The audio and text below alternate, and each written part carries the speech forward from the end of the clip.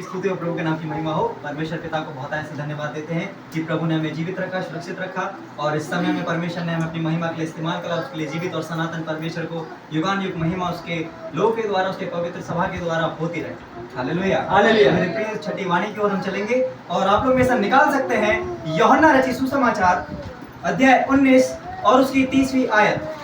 जब यीशु ने वह सिरका लिया तो कहा, पूरा हुआ, और सिर झुकाकर अपना प्राण त्याग दिया। Hallelujah, hallelujah. वाणी पढ़े जाने के द्वारा परमेश्वर आपको बहुत ऐसे आशीष दे। मेरे प्रिय चीजों, यूहन्ना रचित सुसमाचार जो यूहन्ना के द्वारा लिखा गया, और यूहन्ना यहाँ पर प्रभु यीशु मसीह को परमेश्वर कर दिखाता है। Hallelujah, hallelujah. मत्ती में हम यीशु मसीह को राजा के रूप में देखते हैं। मरकुस के अंदर प्रभु यीशु मसीह को हम एक सर्वेंट के रूप में देखते हैं। हम जब लूका में आ जाते तब हमें प्रभु यीशु मसीह एक मनुष्य की तरह दिखता है, और यूहन्ना रचित सुसमाचार के अंदर हमें प्रभु यीशु मसीह परमेश्वर दिखता है। Hallelujah, hallelujah. और यहाँ पर पवित्र शास्त्र बाइबल बताती है 30वीं आयत में, जब यीशु ने वह सिरका लिया तो कहा पूरा हुआ, और इंग्लिश में कहते हैं फिनिश्ड। Hallelujah, hallelujah. और सिर झुकाकर प्राण त्याग दिए। प्राण त्यागने की बात 7वीं आयत जो हम जाते हैं उसमें है, क्योंकि जब आत्मा निकलेगा उसके बाद ही प्राण निकल सकता है। Hallelujah, hallelujah. ये जो सारी बातें, इन सारी बातों में हम चलेंगे कि परमेश्वर ने कैसे अपने इस वचन के अंदर जो कहा है कि पूरा हुआ, और क्या क्या पूरा हुआ, कहाँ कहाँ पूरा हुआ, किसके जीवन में पूरा हुआ, किसके लिए पूरा हुआ, इस सब के विषय में पवित्र शास्त्र बाइबल हमें A to Z से लेकर, और इसके आगे भी कोई अल्फाबेट है तो आप लगा लीजिए, वो सारी बातें प्रभु यीशु मसीह ने क्रूस के ऊपर उस वाणी के द्वारा कही। और यीशु मसीह ने जब अपना आत्मा पिता को सौंपा, और उसे जब आत्मा परमेश्वर के हाथों में गया और प्राण जब पहुंचा परमेश्वर के पास में, तब वो कहता है कि पूरा हुआ। हालेलुया। मेरे प्रिय चीजों, ये गुड फ्राइडे का दिन है, और गुड फ्राइडे के लिए एक बहुत अच्छी लाइन मुझे लगती है जो मैं हमेशा अपनी डायरी के टॉप पे लिखता हूँ गुड फ्राइडे पे, क्योंकि गुड फ्राइडे का अर्थ होता है जिस दिन मृत्यु की मृत्यु हो गई थी। Hallelujah, hallelujah. क्योंकि गुड फ्राइडे वो दिन है जिस दिन मृत्यु की मृत्यु हो गई, क्योंकि मृत्यु अनंत काल के जीवन से टकराई, और अनंत काल के जीवन के अंदर से इतनी बड़ी सामर्थ्य निकली कि मृत्यु का कोई भी अता पता आज धरती के ऊपर नहीं पाया जाता।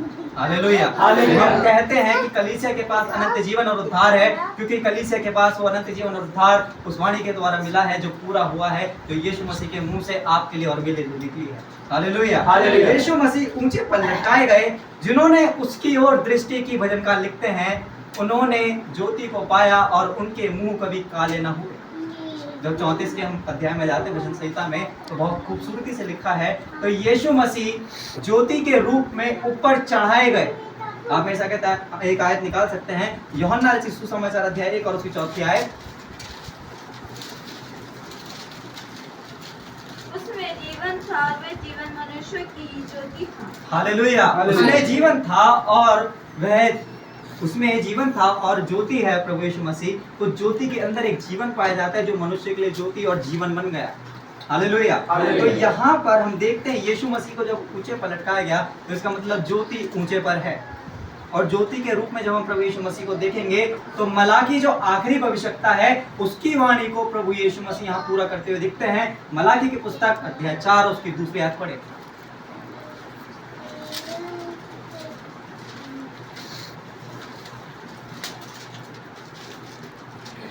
मलाकी नबी की पुस्तक अध्याय 4 उसकी 2री आयत। परंतु तुम्हारे लिए जो मेरे नाम का भय मानते हो, धर्म और सूर्य उदय होगा, और उसकी किरणों के द्वारा तुम चंगे हो जाओगे, और तुम निकलकर पाले हुए बछड़ों के समान कूदोगे और फांदोगे। Hallelujah, hallelujah. मेरे प्रिय चीजों, तुम्हारे लिए जो तुम परमेश्वर का भय मानते हो, धार्मिकता का सूर्य उदय होगा, और उसकी किरणों के द्वारा तुम चंगाई को प्राप्त करोगे।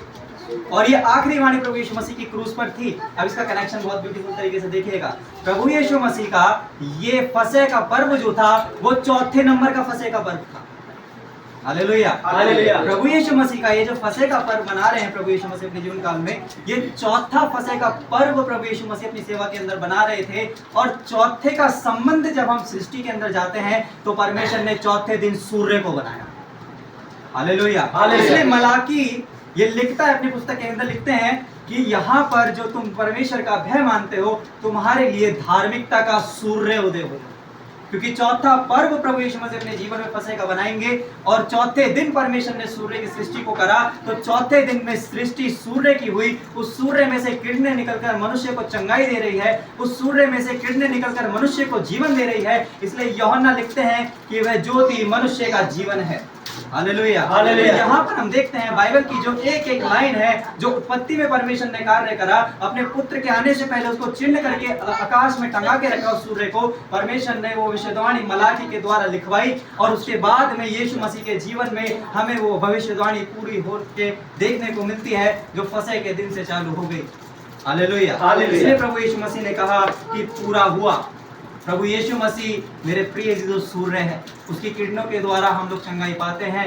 आप और मैं एक छोटी ज्योति है। परमेश्वर ने चौथे दिन दो ज्योतियों को बनाया, एक बड़ी और एक छोटी। बड़ी ज्योति प्रभु यीशु मसीह है, जो समस्त जगत के लिए है, और छोटी ज्योति चंद्रमा है, जो परमेश्वर की कलीसिया है, जिसकी किरणों के द्वारा आज अन्य जाति उद्धार के प्रचार को सुनकर अपने प्राणों की रक्षा कर लेते हैं। Hallelujah, hallelujah. प्रिय चीजों, इसलिए ये ज्योति का महत्व एक मनुष्य के जीवन में है। तो जीवन मनुष्य की आत्मा में, ये ज्योति उसके शरीर के लिए दी, और उसके प्राण के लिए प्रभु यीशु मसीह ने चंगाई। Hallelujah, hallelujah. आत्मा, प्राण और शरीर, ऐसे प्रभु यीशु मसीह ने समस्त चीजों को क्रूस के ऊपर पूरा कर दिया। अब मैं ले चलूंगा आपको पुराने नियम का जो मंदिर है, मूसा के द्वारा हम टैबरनेकल देखते हैं, उसके बाद फिर मंदिर बनता है। उसके लेंथ, ब्रेथ, हाइट, यानी कि उसकी लंबाई, उसकी ऊंचाई, उसकी चौड़ाई, क्योंकि सारा संबंध प्रभु यीशु मसीह के साथ है। और इन्हीं सारी चीजों को पूरा करने के लिए प्रभु यीशु मसीह क्रूस पर बलिदान हुआ, और क्रूस पे बलिदान के द्वारा छठवीं वाणी को, राइट टाइम जो भी चल रहा है, इसी समय ही प्रभु यीशु मसीह ने क्रूस पर कहा था पूरा हुआ। हालेलुया। बताऊंगा वाणियों में रहस्य है। प्रभु यीशु मसीह ने 12 बजे से 2:30 बजे के 2:40 के बीच में कुछ नहीं बोला था क्रूस के ऊपर। बाकी जो अंतिम 4 वाणियां हैं प्रभु यीशु मसीह ने 2:40 के बाद से 3 बजे तक बोली थी, और पहली 3 जो वाणियां हैं वो 9 से 10 के बीच में बोली थी। प्रभु यीशु मसीह का टोटल समय का जो क्रूस के ऊपर था वो 6 घंटे का था। 6 घंटे का इसलिए था क्योंकि 6वें दिन आदम बनाया गया। हालेलुया।